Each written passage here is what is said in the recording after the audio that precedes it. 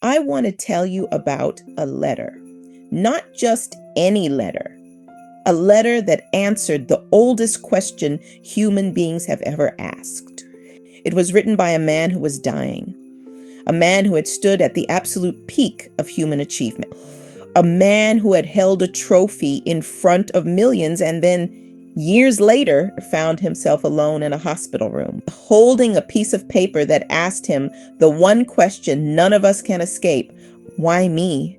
His answer changed everything I thought I understood about suffering, about success, and about what it actually means to be alive. His name was Arthur Ashe. And by the time you finish listening to this, you'll never look at your own life the same way again. July 5th, 1975, Wimbledon, Center Court. Arthur Ashe walks onto the most prestigious lawn in tennis.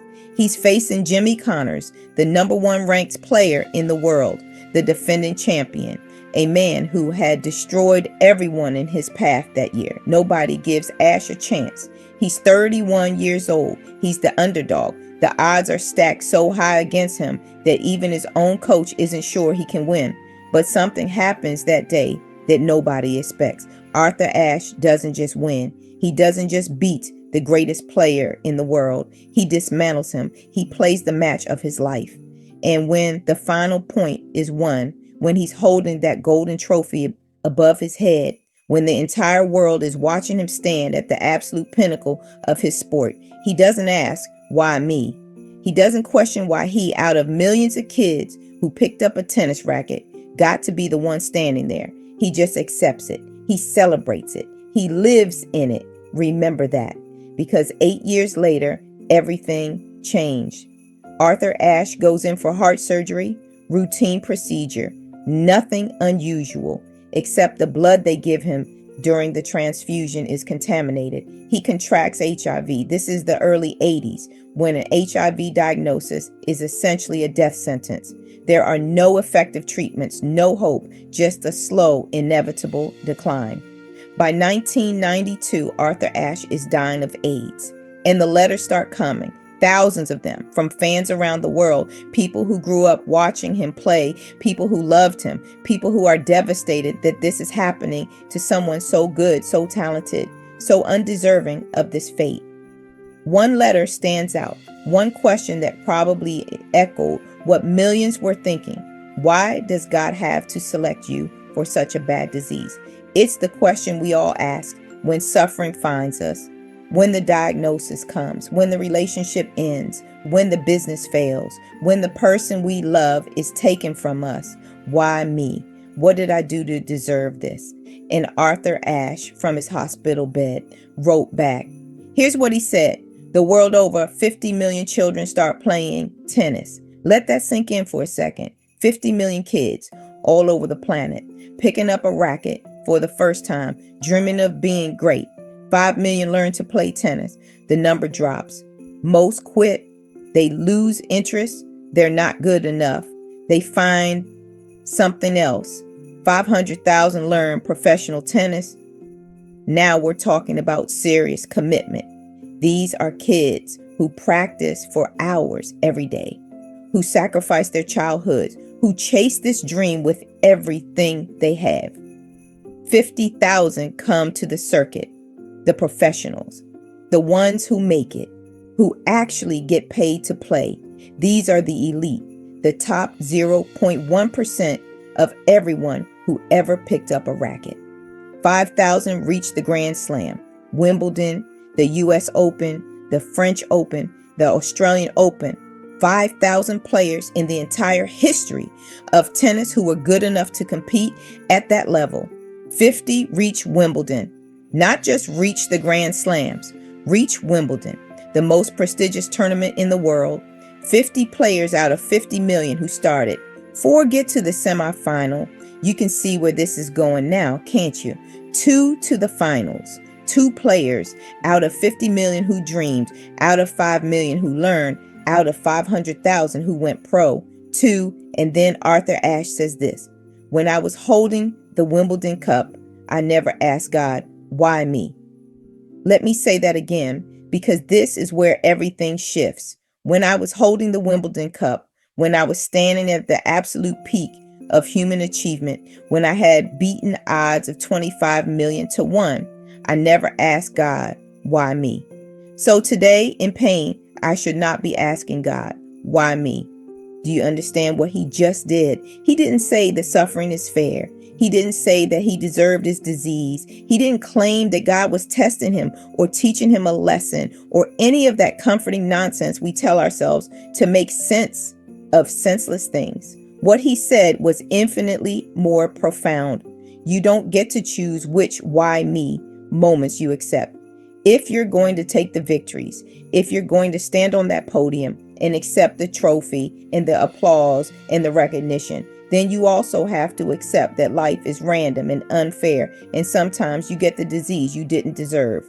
You can't cherry pick your relationship with chance. Most of us spend our entire lives doing exactly that. When something good happens, when we get the promotion, when we meet the right person, when the opportunity lands in our lap, we act like we earned it, like we deserved it, like the universe recognized our worth and rewarded us accordingly. But when something bad happens, when the diagnosis comes or the rejection letter arrives or the person we love leaves us, then suddenly life is unfair.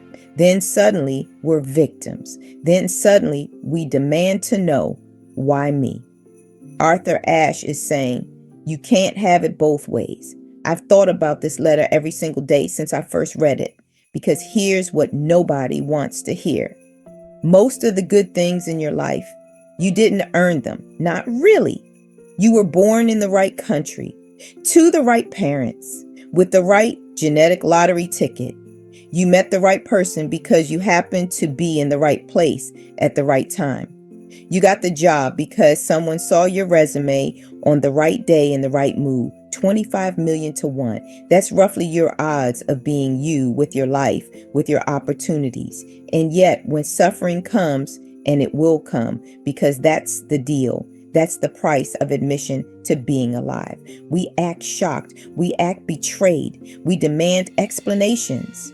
But Arthur Ashe, dying of a disease he contracted through no fault of his own, didn't demand explanations. He accepted it the same way he accepted holding that trophy at Wimbledon, as part of the same incomprehensible randomness that makes life possible in the first place.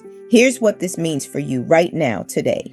Stop asking, why me, when things go wrong, if you're not willing to ask, why me, when things go right. You didn't earn being born healthy. You didn't deserve meeting the people who changed your life.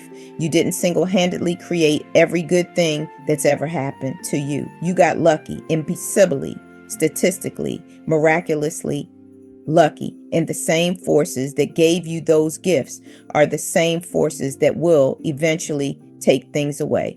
That's not pessimism. That's not fatalism. That's just mathematics. 50 million to 2. 5 million to 50.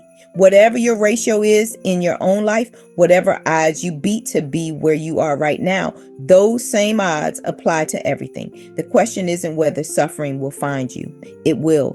The question is whether you're going to face it with the same acceptance you had when you were winning, whether you're going to be consistent in your relationship with randomness. Arthur Ashe was in his hospital bed, dying of AIDS. He was consistent. He held that Wimbledon trophy in 1975 and didn't ask, why me? And he held his diagnosis in 1992 and didn't ask, why me? Because he understood something most of us spend our entire lives refusing to learn. Life doesn't owe you fairness. It doesn't owe you explanations. It doesn't owe you anything, but it gave you a chance. It gave you a ticket to play. And that's more than 50 million other people got.